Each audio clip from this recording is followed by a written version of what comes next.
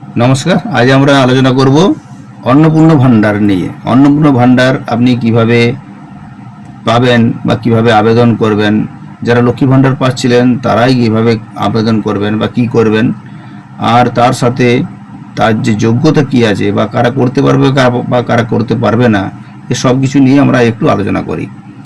আজকে মাননীয় মুখ্যমন্ত্রী তিনি আজকে ঘোষণা করেছেন, বিজ্ঞপ্তি দিয়েছেন যে অন্নপূর্ণা ভান্ডার নিয়ে যেসব আমাদের জল্পনা চলছিল তার কিছু নিয়ম কানুন এবং কিভাবে হবে সেটা নিয়ে এখানে আলোচনা করা হচ্ছে আজকে। যেমন আবেদনকারী অবশ্যই মহিলা হতে হবে, ভারতীয় মহিলা। যিনি অন্য জায়গায় চলে গেছেন, মানে ভারতের বাইরে চলে গেছেন বা ভারতীয় নন, এমন কোনো মহিলা কিন্তু আবেদন করতে পারবেন না। আর সেই মহিলা যিনি আবেদন করবেন তার বয়স হতে হবে ন্যূনতম 25 বছর এবং সর্বোচ্চ 60 বছরের মধ্যে, অর্থাৎ 25 থেকে 60 বছরের মধ্যে বয়স্ক মহিলা, ভারতীয় মহিলা, তারা কিন্তু এই অন্নপূর্ণা ভান্ডার জন্য অ্যাপ্লাই করতে পারেন বা আবেদন করতে পারেন। অ্যাপ্লাই দুরকমভাবে করা যেতে পারে। এক হচ্ছে আপনি অনলাইনেও করতে পারেন, আবার অফলাইনেও করতে পারেন। তো অনলাইনে যে পোর্টাল সেটা তাড়াতাড়ি খুলে দেওয়া হবে। 1 তারিখ থেকে অনলাইনে আবেদন করা যাবে, কাল থেকেও করা যাবে। অফলাইনে ফর্ম পরে দেওয়া হবে বিভিন্ন জায়গা থেকে, এবং কি বিভিন্নভাবে সাহায্য করা হবে ফর্ম ফিল আপ করার জন্য। আর যিনি আবেদন করবেন, যে মহিলা আবেদন করবেন, তিনি কোনোভাবেই কোনো সরকারি চাকরি বা আধা সরকারি কোনো চাকরি তিনি করতে পারবেন না। অর্থাৎ যিনি চাকরি করেন তিনি অ্যাপ্লাই করতে পারবেন না। রাজ্য সরকার বা কেন্দ্র সরকারের কোনো অধীনে কোনো চাকরি বা নিয়মিত কোনো বেতন পেয়ে থাকেন বা পেনশন পেয়ে থাকেন, এরকম কোনো কিছু হয়ে থাকলে সেই মহিলা তিনি কিন্তু অ্যাপ্লাই করতে পারবেন না বা অন্নপূর্ণার জন্য তিনি যোগ্য নন।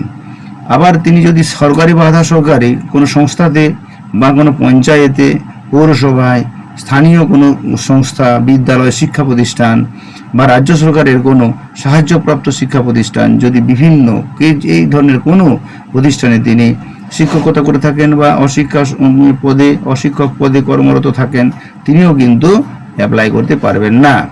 আবার যিনি অ্যাপ্লাই করবেন, অর্থাৎ যে মহিলা আবেদনকারী, তিনি ইনকাম ট্যাক্স যদি তিনি দিয়ে থাকেন, অর্থাৎ আয়কর যদি তিনি গভর্নমেন্টকে পে করে থাকেন, তাহলে কিন্তু তিনি অ্যাপ্লাই করতে পারবেন না। ইনকাম ট্যাক্স রিটার্ন কিন্তু হতে পারে, তিনি করতে পারবেন, কিন্তু যদি আপনি ইনকাম ট্যাক্স দিয়ে থাকেন, অর্থাৎ আয়কর যদি আপনি গভর্নমেন্টকে দিয়ে থাকেন, তাহলে কিন্তু তিনি করতে পারবেন না।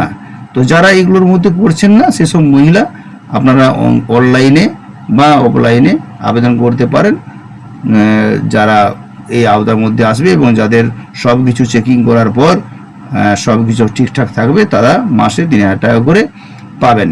যতদিন না তিনি অ্যাপ্লাই করছেন বা যতদিন না তার ওই শিফট হচ্ছে অন্নপূর্ণা, লক্ষ্মী ভান্ডার থেকে অন্নপূর্ণায়, ততদিন তিনি লক্ষ্মী ভান্ডারে যে 1500 টাকা তিনি সেটা পেয়ে যাবেন।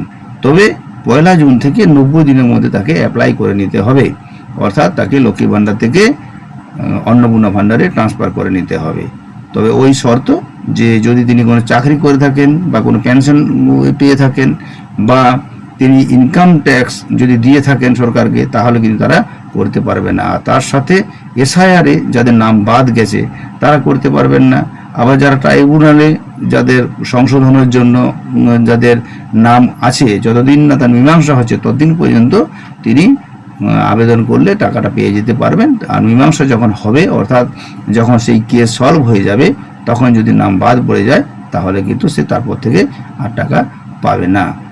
আর পরবর্তী ক্ষেত্রে এই যে 90 দিন টাইম দেওয়া হয়েছে, 1 জুন থেকে 90 দিনের মধ্যে আপনি অ্যাপ্লাই করতে পারবেন, অনলাইন কিংবা অফলাইনে। তবে বলা আছে যে যত তাড়াতাড়ি করবে তার তত তাড়াতাড়ি টাকা ঢুকবে, সে তত তাড়াতাড়ি সে কিন্তু ওই 3,000 টাকা করে পেতে থাকবে। তাই অনলাইনে করে নেওয়া ভালো। তবে অনলাইনে করার আগে কিছু জিনিস আপনাকে রেডি রাখতে হবে, যেমন আধার কার্ডের সঙ্গে অ্যাকাউন্ট নাম্বার, ডিবিটি লিঙ্ক, অর্থাৎ ডাইরেক্ট বেনিফিট ট্রান্সফার যে সিস্টেম, সেটা আপনার ব্যাংকে যে করে নিতে হবে। এই মুহূর্তে এনপিসিআই লিঙ্ক দিয়ে, পোর্টাল দিয়ে যেখান থেকে ডিবিটি লিঙ্ক করা যায় অনলাইনে, সেই পোর্টাল ডাউন হয়ে আছে। তাই আপনাদেরকে আমরা বলবো যে আপনারা ব্যাংকে যেয়ে ফর্ম ফিল আপ করে সেখানে আপনি ডিবিটি লিঙ্ক আপনার অ্যাকাউন্টের সাথে করে নিতে পারেন। অবশ্যই আপনারা আপনার অ্যাকাউন্ট চেক করে নেবেন যে আপনার অ্যাকাউন্টের সাথে আধারের ডিবিটি লিঙ্ক হয়ে আছে কিনা। যদি না হয়ে আছে অবশ্যই করে নেবেন, তা নাহলে কিন্তু টাকা আপনার অ্যাকাউন্টে ঢুকবে না। সাথে কিছু আমরা দেখে নিই যে খুঁটিনাটি অন্নপূর্ণা যে ভান্ডার অর্থাৎ যে অন্নপূর্ণা যে যোজনা, সেই যোজনার যে কিছু খুঁটিনাটি আমরা দেখে নিই। অর্থাৎ ফর্ম ওয়েবসাইটে দিয়ে দেওয়া হবে। ভাতা পেতে গেলে আপনি প্রত্যেকটা মহিলাকেই, যিনি লক্ষ্মী ভাণ্ডার পাচ্ছেন এবং পাননি, প্রত্যেককেই ফর্ম ফিল আপ কিন্তু বাধ্যতামূলক, অর্থাৎ ফর্ম ফিল আপ তাকে করতেই হবে। আপনি দুভাবে করতে পারেন, এক হচ্ছে অনলাইনে আর এক হচ্ছে অফলাইনে। আবার পরবর্তী ক্ষেত্রে এই যে 90 দিন টাইম দেওয়া আছে 1 তারিখ থেকে, যে 90 দিনের মধ্যে ফর্ম ফিল আপ হবে, তার মধ্যে বা তারপরে কোনো একটা সময়ে যে যারা করতে পারলেন না অনলাইন বা অফলাইনে ফর্ম ফিল আপ, তাদের জন্য বাড়ি বাড়ি গিয়ে সরকারি আধিকারিকরা তাদের কাছে ফর্ম ফিল আপ করিয়ে নেবেন বা করে দেবেন। এইভাবে তাদেরকে সাহায্য করা হবে।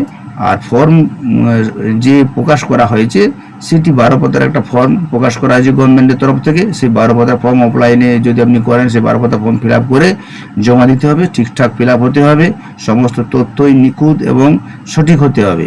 ভারতীয় নাগরিক তাকে হতেই হবে, আর্থিকভাবে দুর্বল হতে হবে। আর তার সাথে অন্নপূর্ণা যোজনার যতদিন না তার অ্যাকাউন্ট ট্রান্সফার হচ্ছে, ততদিন যিনি লক্ষ্মী ভাণ্ডার পেয়েছিলেন তিনি কিন্তু ততদিন লক্ষ্মী ভাণ্ডার 1,500 টাকা করে তিনি পেয়ে যাবেন।